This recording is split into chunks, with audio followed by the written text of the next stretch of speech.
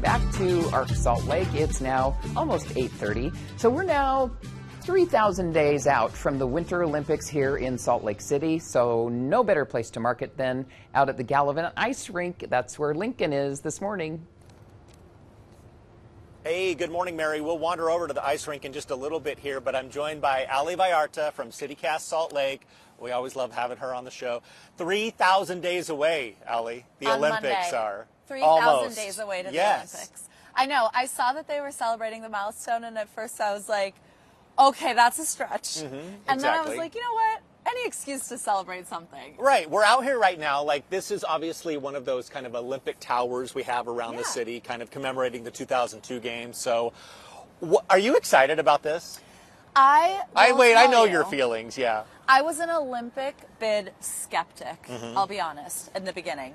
Because Olympics are expensive, they bring a lot of people to this city, and I think something funny is when you talk to people about the 2002 Olympics, often they're like, that's when Salt Lake really got popular. The world saw this place and was like, this place is awesome, let's move there. Let's ski these canyons, etc.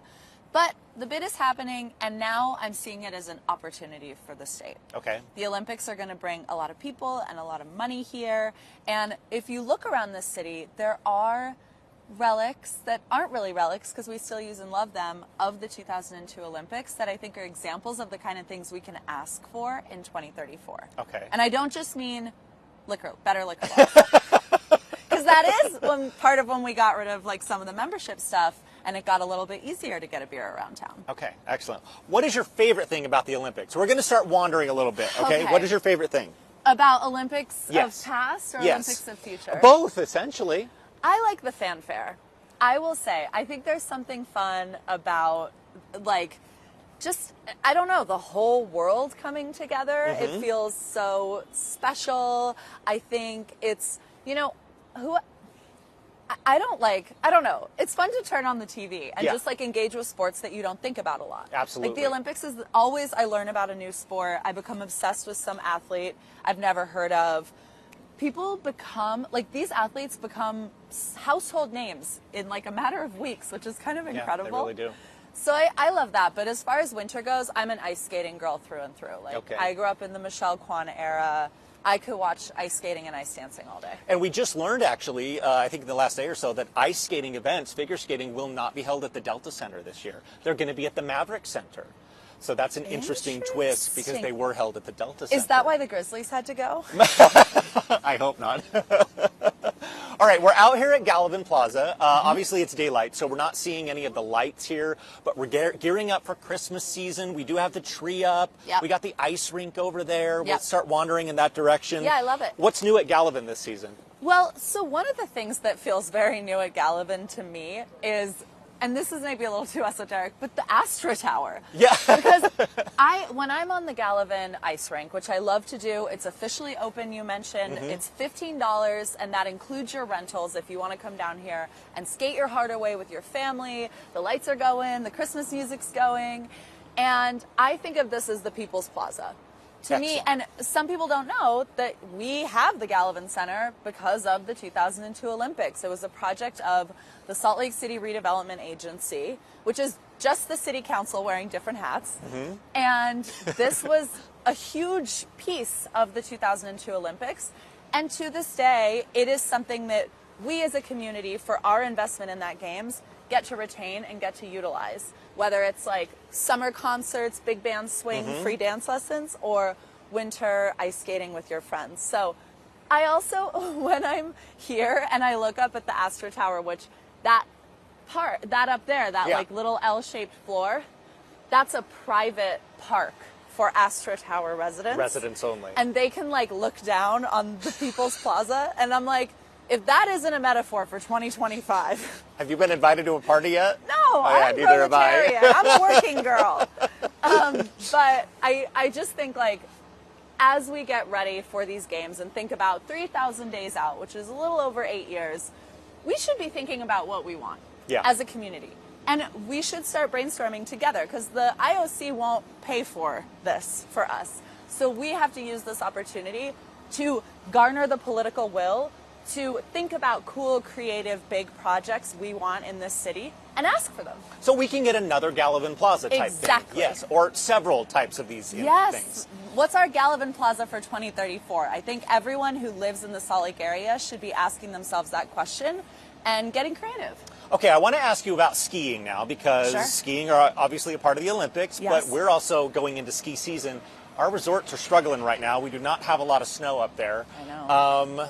I know. So when we Speaking talk about of the Olympics, I know we need to find some snow. We need some snow. What do you know about ski season coming up? Well, so a question that I've long asked, because I don't ski, Mm-hmm. I still love living here, I still enjoy the canyons, is how many Utahns are actually skiing? Mm-hmm. And for so long, there's been this number that floated around that was 7%.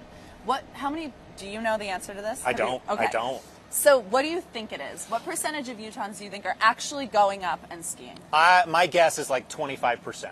That is like exactly right. Are you serious? Yeah. Yes. Okay. They good. say it's 1 in 5 people are skiing like once a week, once a month, whatever, but only 1 in 4 Utahns identify as a skier. Which is fun. Interesting. Okay. Yeah.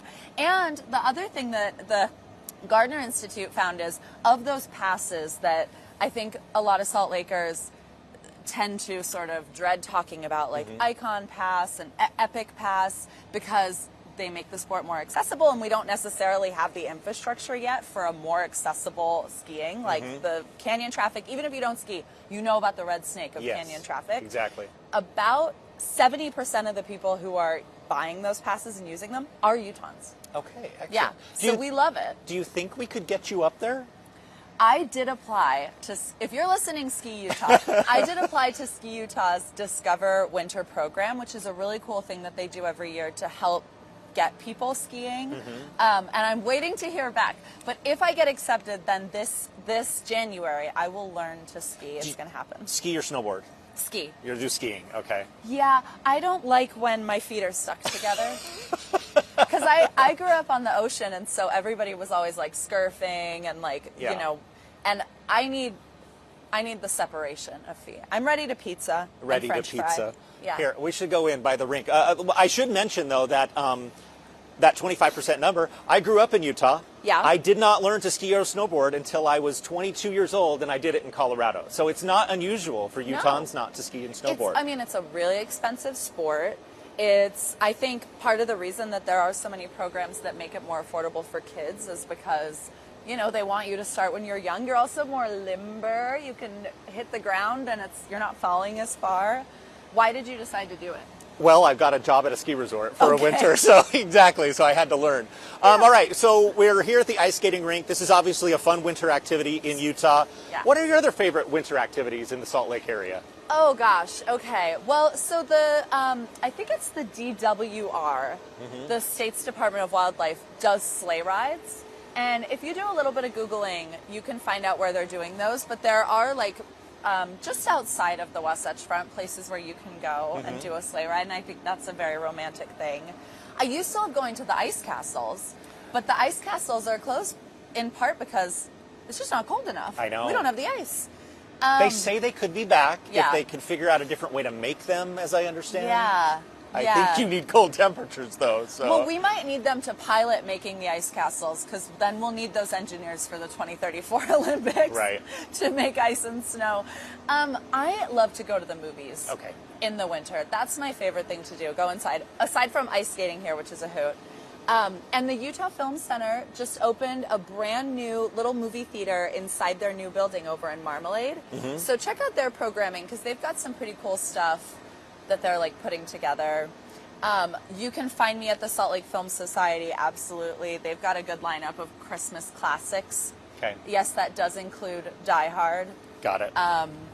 Okay. And Awesome, yeah, Allie. I don't know. Just try and stay outside. I think that's a big one. Dress warm. Still get outside, because Get that's your what we are. We're layers an outside on, town. go for a little walk. Try and still get a little outside time while you can. Ali Vallarta from CityCast Salt Lake. Great podcast. I listen to it every day. Everyone else should too. So, Mary, we'll send it back into you. Okay.